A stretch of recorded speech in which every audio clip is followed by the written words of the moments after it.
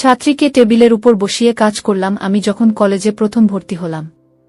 সে বছর থেকে টিউশনি পড়াতে শুরু করলাম। টিউশনি পড়ানোর উদ্দেশ্য ছিল পিছনের ক্লাসের বিষয়গুলোকে মনে রাখা ও চর্চা করা। তাই টিউশনি পড়াতে শুরু করলাম ক্লাস 8, 9, 10 ছেলে মেয়েদের নিয়ে। নিজের ঘরেতে পড়াতাম। শুরুতে 4 জন ছাত্রছাত্রী ছিল। টিউশনি পড়ানোর সময় ছিল সন্ধ্যা 6টার পর। কারণ কলেজে যেতাম বিকেল 4টাতে, আসতাম বাড়িতে। তারপর খাওয়া দাওয়া করে একটু রেস্ট নিয়ে পড়াতে শুরু করতাম। 3টে ছাত্র আর একটা ছাত্রী। স্যার প্রতিদিন ছাত্র 3টাকে ছুটি দিয়ে দিত আর আমাকে একা টেবিলের উপর বসিয়ে আমার সাথে যা করত শুনলে আপনার আত্মা কেঁপে উঠবে, আপনার মেশিন দিয়ে পানি চলে আসবে। আপনি হাতের কাজ করতে বাধ্য হবেন, তাই গল্পটি মনোযোগ দিয়ে সম্পূর্ণ শুনুন। প্রিয়া, এবারও তুমি ফেল করছো, তাই এবার তোমাকে কঠিন শাস্তি পেতে হবে। প্রিয়া বলল, কি শাস্তি দিবেন স্যার? আমি তাকে বললাম, যাও ঘরের দরজাটা বন্ধ করে দিয়ে আসো আগে। তারপর আমি প্রিয়াকে টেবিলের উপরে বসিয়ে, বন্ধুরা রেডি থাকো, গল্পটি তোমাদের ভালো লাগবে। আমার নাম সৌরভ। এই গল্পটি তখনকার, যখন আমি কলেজে পড়াশোনা করতাম। পড়াশোনায় আমি ভালোই ছিলাম, কিন্তু আমাদের পারিবারিক অবস্থা খুব একটা ভালো ছিল না। আমার মাই একমাত্র সঙ্গী ছিলেন, কারণ ছোটবেলায় আমার বাবা মারা যান। মা নিজের শ্রম দিয়ে সংসার চালাতেন, আর আমি সবসময় ভাবতাম কিভাবে মাকে সাহায্য করতে পারি। একদিন আমি ঠিক করলাম আমার শিক্ষকের সাথে বিষয়টি নিয়ে কথা বলবো। তিনি আমার পরিস্থিতি শুনে আমাকে সমর্থন করলেন এবং কিছু কাজের সুযোগ দিলেন। তার সাহায্যে আমি কলেজ শেষে টিউশনি শুরু করলাম, যাতে আমি কিছু টাকা উপার্জন করতে পারি। আমি প্রতিদিন সকালে বিভিন্ন ছাত্রছাত্রীদের বাড়িতে গিয়ে 1 ঘন্টা করে পড়াতাম। ছাত্রীদের পড়ানোর সময় আমি কিছুটা অস্বস্তি বোধ করতাম। এর মধ্যেই একদিন আমার এক ছাত্রের বাবা আমাকে বললেন, আমার মেয়েটি 10ম শ্রেণীতে পড়ে, তুমি যদি ওকে পড়াতে পারো তাহলে আমি কৃতজ্ঞ থাকব। আমি অবাক হলাম, কারণ উনি নিজেই একজন শিক্ষক, তাই মনে করেছিলাম উনি মেয়েকে পড়াবেন। কিন্তু উনি বললেন, আমার মেয়ে একটু দুষ্টু, আমার কথা খুব একটা শুনতে চায় না। তার কথা শুনে আমি রাজি হয়ে গেলাম। ছাত্রের বাবা খুব ভালো অবস্থায় ছিলেন, তার একটি বড় ব্যবসা ছিল, তাই আমি জানতাম উনি আমাকে ভালো পারিশ্রমিক দিতে পারবেন। তখনই আমি ঠিক করলাম যে তাদের বাড়িতে গিয়ে টিউশন পড়াবো। সেই দিন উনি আমাকে তার বাড়িতে নিয়ে গেলেন। আমি ড্রয়িং রুমে বসে অপেক্ষা করছিলাম। আর কয়েক মিনিট পর তার মেয়ে ড্রয়িং রুমে এসে হাজির হলো। যখন আমি তাকে প্রথম দেখলাম, সত্যি বলতে আমি হতবাক হয়ে গিয়েছিলাম, যেন আমি কোনো পরীর সামনে বসে আছি। তাকে দেখে আমি মুগ্ধ হয়ে গেলাম। অসম্ভব সুন্দর দেখতে সে। গায়ের রং একদমই ফর্সা, বড় লোকের মেয়ে, তাই মনে হয় সে সব সময় টাইট ফিট পোশাক পরত। আমি বরাবরই লাজুক প্রকৃতির, আর আমার মা আমাকে খুব শৃঙ্খলাপূর্ণভাবে বড় করেছেন। আমাদের পরিবারে আমার কোনো বোন ছিল না, তাই আমি মেয়েদের সাথে তেমন কথা বলতাম না, কিন্তু তার সাথে মিষ্টিভাবে কথা বলার চেষ্টা করলাম। কিছুক্ষণ পড়ানোর পর আমি বললাম, আজকের জন্য এখানেই পড়ানো শেষ, আমি এখন যেতে পারি। তার নাম ছিল প্রিয়া, এবং তার কথা আমার মনে খুব গভীরভাবে গেঁথে গিয়েছিল, কারণ সে ছিলই অনেক সুন্দর। পরদিন তাকে আবার দেখলাম, সে তার বন্ধুদের সাথে খেলছিল, আর আমি হঠাৎ চোখ নামিয়ে নিলাম, কারণ সে অনেক শর্ট পোশাক পরেছিল। সে আমাকে দেখে তাড়াতাড়ি ঘরে ঢুকে গেল। কিছুক্ষণ পর সে ড্রেস চেঞ্জ করে আসে। কিছুক্ষণ পর সে আবার পড়াশোনা করতে আসলো, তবে এবার একটা লম্বা টি শার্ট পরেছিল, যা আমাকে অনেক অস্বস্তিতে ফেলেছিল। এর আগে সে মিনি টপ পরেছিল এবং বলেছিল, স্যার, আগামীকাল আমার পরীক্ষা আছে। আমি তাকে পরীক্ষার জন্য ভালোভাবে প্রস্তুত করিয়েছিলাম এবং বলেছিলাম, তুমি এই পরীক্ষায় ভালো করবে, আমি নিশ্চিত। তবে সে কিছুটা চিন্তিত ছিল, বলল, স্যার, বায়োলজি খুব কঠিন, হয়তো ভালো নম্বর পাবো না, কিন্তু পাশ করব।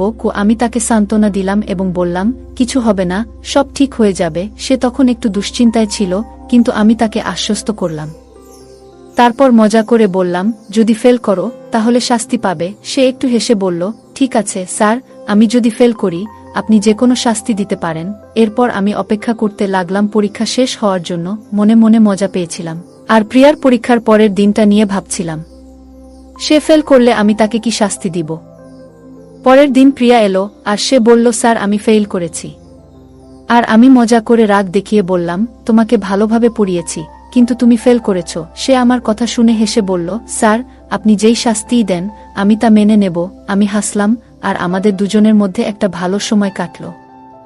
প্রিয়াকে দেখে আমার মনের ভেতর একটা অদ্ভুত অনুভূতি জেগে উঠল। আমি তাকে বললাম, শাস্তি পেতে চাইলে তোমাকে আগে ভালোভাবে মনোযোগ দিতে হবে পড়াশোনায়। সে এসে আমার পাশে বসল। তখন আমি তাকে মজা করে জিজ্ঞাসা করলাম, তোমার বয়স কত? সে বলল, 16 বছর, আর আমার বয়স তখন 21 বছর। দিন দিন সে আমার কাছাকাছি বসতে শুরু করে। আমি বুঝতে পারছিলাম, এই বয়সে ওকে শাস্তি দিতে চাওয়া মানে ওর পড়াশোনায় আরও ফোকাস আনতে চাওয়া। আমি বললাম, তোমার পরিবারের কাছে এটা নিয়ে কিছু বলবে না, কারণ আমি চাই তুমি নিজে থেকে উন্নতি করো।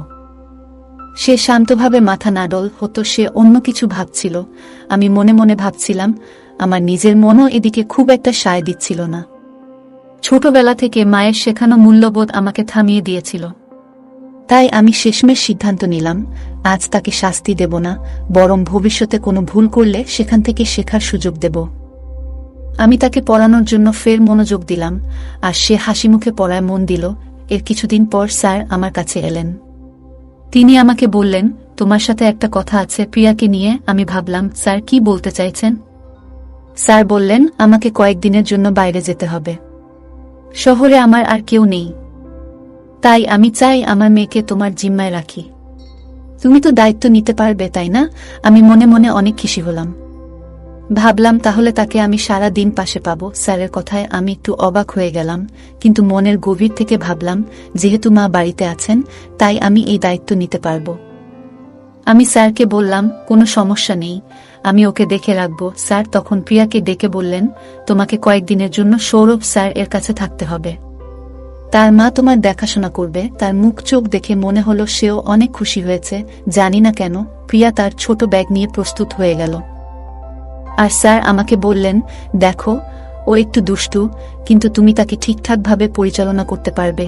আমি আশ্বাস দিলাম, কোনো চিন্তা নেই স্যার। এরপর প্রিয়াকে নিয়ে বাড়ি ফিরলাম এবং মায়ের কাছে রেখে দিলাম, যাতে সে পড়াশোনায় মনোযোগ দেয় আর ভালোভাবে সময় কাটায়। আমি মোটরসাইকেলে ছিলাম, তাই প্রিয়াকে আমার পিছনে বসালাম। তার ব্যাগটি আমার সামনে রাখলাম, যাতে সে আরাম করে বসতে পারে। প্রিয়া আমার কাঁধে হালকা করে হাত রাখল, আর আমি একটু অস্বস্তি অনুভব করলাম, যেন আমার হৃদয় দ্রুত ধুকপুক করছিল। যদিও আমি নিজেকে শান্ত রাখার চেষ্টা করছিলাম, মনের মধ্যে অদ্ভুত একটা অনুভূতি হচ্ছিল। মনে মনে আমি নিজেকে অনেক ভাগ্যবান ভাবছিলাম, কারণ এত সুন্দর একটা মেয়েকে আমার বাইকের পিছনে নিয়ে যাচ্ছি। পুরোটা পথ সে আমার অনেক কাছাকাছি বসেছিল। তাই বাড়ি ফিরে আম্মার কাছে সব খুলে বলার সিদ্ধান্ত নিলাম। আমি মাকে ডেকে বললাম, আম্মা, তোমার সাথে কিছু গুরুত্বপূর্ণ কথা আছে। তারপর আমি মাকে সব খুলে বললাম। মা আমাকে জিজ্ঞেস করলেন, তুমি জানো তো আমি তোমার চাচাতো ভাইজের বিয়েতে যাচ্ছি, যা অন্য শহরে হচ্ছে। আমি 3-4 দিন পরেই ফিরব। কিন্তু তুমি প্রিয়াকে নিয়ে এসেছ, আর আমি না থাকলে ও এখানে কিভাবে থাকবে? মায়ের কথা শুনে আমার মনে পড়ল যে বিয়ের কথা আমি একদম ভুলে গিয়েছিলাম। এখন কি করব, এটা ভেবে কিছুটা অস্বস্তি হচ্ছিল। আমি মাকে বললাম, আম্মা, এখন তো প্রিয়ারও বাবা শহরের বাইরে, তাকে ফেরত পাঠানো সম্ভব না। তুমি যদি বিয়েতে যাও, আমি ওর দেখাশোনা করব। মনের ভিতর আমার অনেক কল্পনা জাগতে শুরু করল। কিভাবে একই বাড়িতে আমরা দুজন থাকব, প্রিয়া এটা কিভাবে নিবে? মা কিছুটা চিন্তিত হয়ে বললেন, এলাকার মানুষ কি বলবে? তুমি এটা করতে পারবে না। আমি মাকে বুঝিয়ে বললাম, মা, তুমি কেন এত চিন্তা করছো? তুমি আমার উপর ভরসা রাখো, আমি সবকিছু ঠিকঠাকভাবে সামলে নেব। তুমি নিশ্চিন্তে বিয়েতে যাও, আমি আমার দায়িত্ব ঠিকমতো পালন করব, আর তুমি আমার উপর পুরোপুরি বিশ্বাস রাখতে পারো। মা শেষমেশ আমার উপর বিশ্বাস রেখে বিয়েতে চলে গেলেন, আর প্রিয়া আমার সাথে থেকে গেল। রাতের বেলা প্রিয়া জিজ্ঞেস করল, স্যার, আপনার মা এখনো আসেনি? আমি তাকে আশ্বস্ত করে বললাম, না, মা খুব তাড়াতাড়ি ফিরে আসবে, চিন্তা করো না। পরের দিন ছুটি ছিল, তাই প্রিয়ার পড়াশোনার ব্যাপারে কিছুটা ফাঁকি দিতে চাইল। সে বলল, কাল স্পোর্টস ডে, তাই আমি আজ স্কুলে যেতে চাই না। আপনি কি কাল আমাকে পড়াবেন? আমি তাকে মজা করে বললাম, তুমি আগে ভালো করে ঘুমাও, কাল তো ছুটি আছে। তারপর আমরা পড়াশোনা নিয়ে বসব। সে হাসি মুখে ঘরে চলে গেল। ঘুমানোর জন্য সে একটি সুন্দর নাইট ড্রেস পরেছিল, যা তাকে অনেক সুন্দর লাগছিল। আমি শুধু তার দিকে চেয়ে থাকছিলাম। আমি বুঝতে পারছিলাম যে হয়তো আমার উচিত ছিল প্রিয়াকে আগেই কিছু সত্যি কথা জানানো। আমি চাইনি ওর মনে কোনো খারাপ ধারণা তৈরি হোক। ঘরে আমরা দুজন ছাড়া আর কেউ নেই, এটা জেনে প্রিয়া অস্বস্তি বোধ করতে পারে। আমি নিজের ঘরে গিয়ে শুয়ে পড়লাম, তখন হঠাৎ অনুভব করলাম দরজা একটু খুলে গেছে। মনে হচ্ছিল কেউ আমার পাশে বসে আছে। আমি আলো জ্বালানোর জন্য উঠে দাঁড়ালাম এবং তখনই দেখি প্রিয়া আমার বিছানার পাশে দাঁড়িয়ে। আমি অবাক হয়ে জিজ্ঞেস করলাম, তুমি এখানে কেন? সে লজ্জিতভাবে বলল, আমি একা ঘুমাতে পারছি না, ছোটবেলা থেকেই আমি বাবার ঘরে ঘুমাই, আর এখন পুরো বাড়িটা একেবারে ফাঁকা, আমার ভয় লাগছে। আমি চুপ করে শুনছিলাম, বুঝতে পারলাম ও আসলেই খুব অস্বস্তিতে আছে। আমি তাকে শান্তভাবে বললাম, তুমি তো এখন আর ছোট নও, আমাদের এক ঘরে থাকা উচিত নয়।